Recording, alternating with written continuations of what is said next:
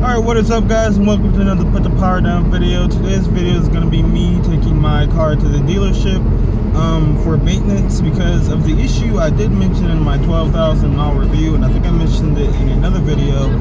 My clutch actually, for some reason, when you push it in and when you're basically driving it a lot, whether it be in the city or whether you're driving enthusiastically, it kind of has some fluid that's coming down in the pedal area. So I'm going to take my car back to the dealership and get that checked out, and we're going to figure out what they say. And while we're there, we might as well look around. Last time I was at this dealership, there was a couple of GT350s, stuff here and there. So we're going to go figure out what they got on the lot. So I'll see you guys when we get to the dealership.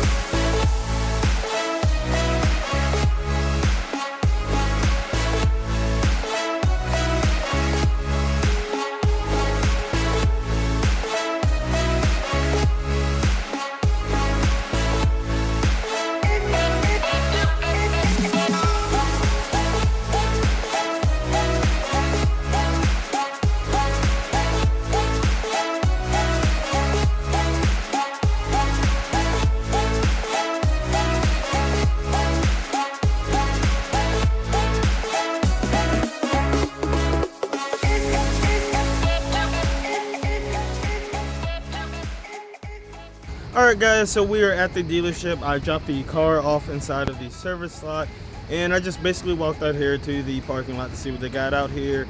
And right behind me is a Focus ST, and then right beside me is another Focus RS, and then they also have a second Focus RS out here. And I just was actually pretty surprised to see that they had these things all the way in the back, especially. These are great performance cars, as everyone knows.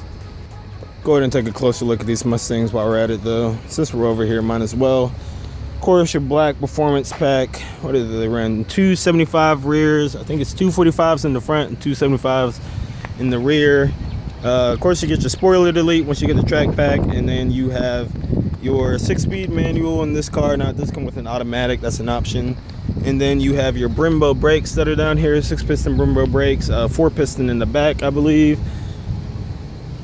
You gotta love Mustangs. I just, you know, you at least, I'm not saying Mustangs have to be your favorite car, but you have to respect them, and most people understand why. And I know there's the idea mentality that Mustang drivers can't drive. They are powerful cars, and you know, some people can't handle that, but it's just really, if you know what you're doing with the car and you really appreciate it and you respect it, then you will definitely have a blast in a Mustang. And of course, we have some EcoBoost Mustangs out here. This is actually the V6 models. So sad to see these things here because, you know, there are not too many of them, and most of them, from what I can tell, is automatic. Like every dealership I've ever been to, they always have automatics. My V6 Mustang actually had to be shipped in from North Carolina Beach. I forgot. I think it was the Wilmington area. That was where my car had to come from because it was the only spec V6 Mustang that came with a manual like that. So it's definitely something that's kind of, I guess you could say, hard to find in a way, is a manual Mustang that's a V6 model.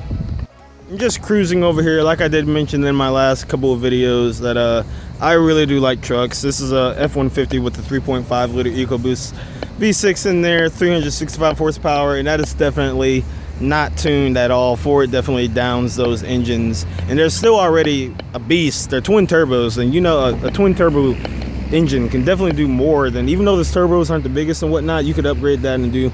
Basically what I'm saying is that car, this engine that is in this truck, is not at its maximum potential.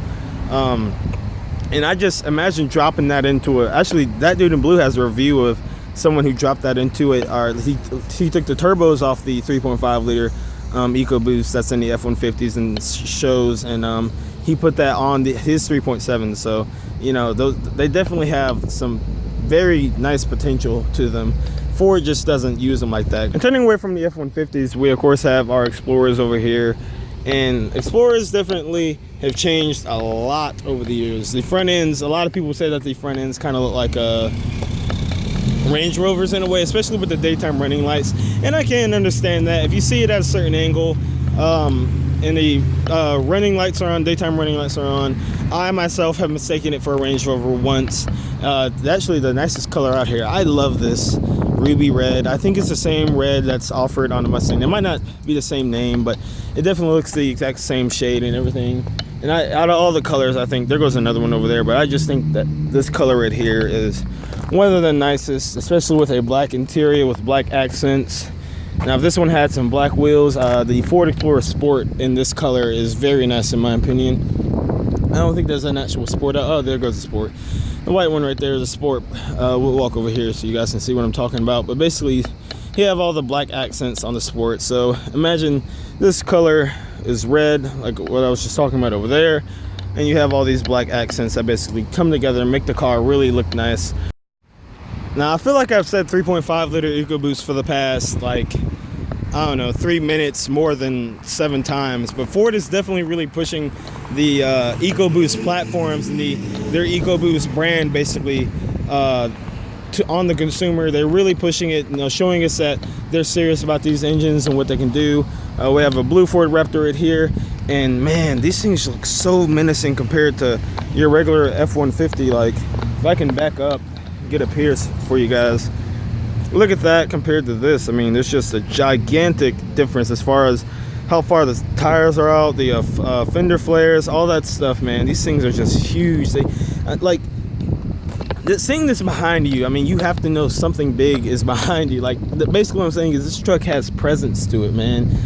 Inside, of course, your 10-speed automatic transmission that was co-developed with GM is in the truck. And even the regular Ford F-150s are still pretty dang nice. I mean, because honestly, being realistic, I probably would not get a Raptor and use it like it's supposed to be used. I mean, not to go do light off-roading, but I'd probably be finding a regular F-150 and just upgrading a couple suspension components. But just knowing that this thing is ready to go out into the desert and just tackle basically anything that's thrown at it is pretty dang cool. And you can see those massive shocks that was specially developed for this truck, these tires, man. And I know this thing still does not do good on gas, but compared to the 6.4 liter V8 that it had in before, definitely does a little bit better than that thing. These massive tips that you already get, jeez, these are huge. Wow, that is like that, man.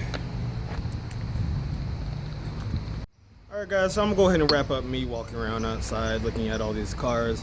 I'm gonna go ahead and sit for a while because the shop that I actually came to, or their service center here, they're a little bit more busy. They're one of the only Ford dealers on the north side of Charlotte, so they definitely get a lot of business, so it's gonna take them a while to get. Ken Allen or Jeff Turley now 299. Ken or Jeff 299. Anyways, it's gonna take them a while to get to my car. I honestly just want them to diagnose it today, but if they could fix it, that'd be nice. But I just really want them to look at it and let me know what's going on. So I'll keep you guys updated on that later in the video, but for now I'm gonna go ahead and put the camera down and actually start editing what I just recorded. So I'm currently driving my car right now back to the dealership. I just got it back after a week and a day of them having it. It feels like something is literally pulling my car back. It does a horrible smell when I get out the car. The car is not going at all. I literally think a brake or something is stuck. My brake pedal, I cannot push it in right now at all. I don't know what on earth they did, but I'm running in now. Just had to get off the highway. I'm not really happy at all.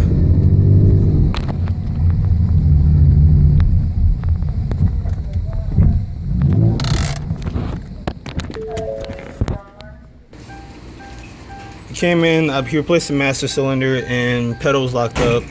Car was feeling sluggish on the highway. I had to drop gears, pull it up here in second, and now everything's just smoking. I don't know if that's brakes or clutch, I don't know.